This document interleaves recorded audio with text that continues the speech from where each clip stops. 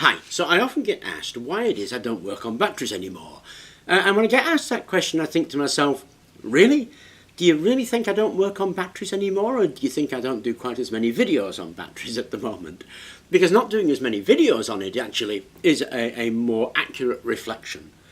Because I'm a battery specialist. My whole life centres around batteries and the creation of batteries. Of course I work on batteries. But then I get asked, why do you do so many different things then? Why are your scope of interest so broad? And the answer really is specialisation. It is an essential thing, really. It's key to understanding something. But when you specialise, you have to be particularly careful of one thing, because specialisation has a nasty habit of narrowing your focus. And it narrows your focus down and down and down, until that's all you see. And the problem with just seeing within that narrow confines is, how do you see new things? Now, the guy who invented the molten lithium battery, genius fella. And when he put his team together, he only had one specification. Nobody on that team should have worked with batteries before. And this struck everybody as odd. Him, it made perfect sense. To me, it makes perfect sense. If your focus is so narrow, you will only see one way of doing things. And for you, that one way is the right way. And ergo, all other ways are wrong. And you see that so often, actually. I see that a lot in the comments as well, where people comment on something that I've been playing with, and they say, oh no, you don't want to do it like that. There's a huge joke here in England with a comedy programme where there was a character who always said, oh no, you don't want to do it like that. And it's a very funny thing, but you find that to be said all of the time. This comedian was making a caricature of things that we actually automatically do. When we focus on a specialisation, we think we're right. The consequences of that is thinking is everybody else is wrong. Now, I find that a really strange thing, but of course I meet it all of the time. When we did the thing on the generator, we were looking at wind turbines, I was told repeatedly that the only thing to do was have something with high torque. Some of our experiments where we used low torque fast speed on the rim show that to be just not true. But you get a lot of people telling you there's only one way to go. And that happens very much for people whose only focus is within the lines that they can see. So to my mind, specialisation is important. But so is broadening the scope of what you see. And you find invention happens when people have a broader scope. I'm quite a fan of a guy called Eric Drexler, who did a book called Engines of Creation. It's well worth reading, actually. And he was an early nanotechnologist. And his view of nanotechnology was that, yes, you needed separate specializations, but more important was the cross-fertilization of different ideas from different fields being brought to bear on that specific field. And I agree with that. I think it's really important to have a broad range of interests as well as a particular specialisation. So anybody who's only interested in one thing and only looks at that one thing, to my mind, is going to find it challenging to have new and creative ideas because there isn't any fertilisation within their scope of view. Doing that is really important. Now, I don't think it matters really what it is that you do.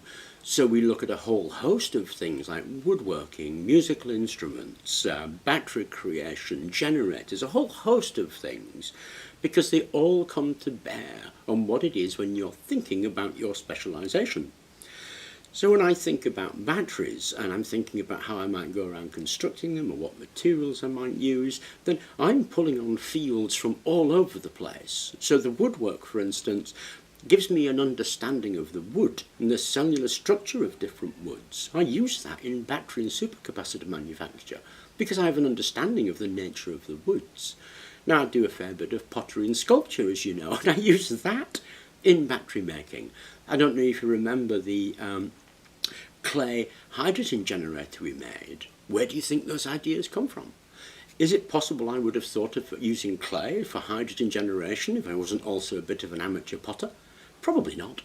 So those things come into your field, but you'll never bring them into your field unless you have a broad scope view of lots of things. Now, I'm not an expert at most things, of course not. I bumble along, giving it a go and seeing what I can do. Quite a lot of the videos we're actually learning together because I don't really know what it is that I'm doing. And I'll say things like, we're going to give it a go and see what happens. What I'm really telling you is I've never done this before. I'm doing it in front of the camera with you, and we'll see what happens. Now, a lot of those skills that you have from making something completely irrelevant come to bear on making the batteries and the supercapacitors. So, for example, we've done something like aluminium welding. Do you not think that that was immediately referential to tab welding and the construction of aluminium battery cases, or aluminium current collectors and their connection to the battery cases? Of course it was. But it's brought to bear. I didn't look at those things because I was thinking about them and how they related to batteries. I looked at those things because I'm interested in them, and it turns out they're relevant to batteries. And that's so often the way. Something you don't think is relevant actually can be stunningly relevant later. I mean, musical instruments and frequency of vibration is clearly very relevant to generation, energy scavenging and energy harvesting from things where we have moving traffic and vibration of bridges, clearly. And yet you make a drum and people think, oh, you're making a drum, what use is that? I mean, if you're doing these things and you're thinking about things and you're thinking about the resonant chamber and all that sort of stuff, then sooner or later, experience that you have that you don't think is relevant actually is going to become relevant. And if you ignore those experiences because you don't think they're relevant, then you're not going to come to new realizations because you're just ignoring this whole section of your life. Now, my wife is American, and of course her father is an American, and when he first came to England, it was quite an eye-opener for him, because to him, everything we did was wrong. And it was wrong because it wasn't done in the way that he was used to. And he was caught in that same thing. If you're not doing it the way that I'm used to, the way that I think it should be done, it is wrong. And we see that all of the time. And like I say, I think that is also an error. I quite frequently say things, what do I know? I'm just a fat old man bumbling around in Kent. And that's perfectly true. That's exactly what I am. Just some fat old guy giving things a go. I don't know what I'm doing half the time. But I can bring those experiences to bear in my field of specialisation, because my attempt is not to narrow the focus. And I would encourage everybody else not to narrow their focus. If you see something that you don't think is particularly interesting, it's well worth giving it a go, just to see. You might be right, it might not be interesting, it might not have relevance at that point, but it's quite astonishing how later it does come to have relevance in the stuff that you're doing. It's absolutely astonishing how that works out. It's not one of those things where you can predict what it's going to be, but it is one of those things that's an absolute truism that true inventive genius realise, and you can read that time and time again in people who have invented something, how they stepped out of the area of their specialisation, how they brought to bear other areas on the field that they're working with, and it gave new realisations and new results and new inventions. So yes, we do a broad scope of things here on this channel for those reasons. And yes, I still work on batteries. I'm actually building 2 different batteries at the moment that I'm going to do videos on in the next coming days. But those batteries will bring together experiences that we've had in lots of the other videos.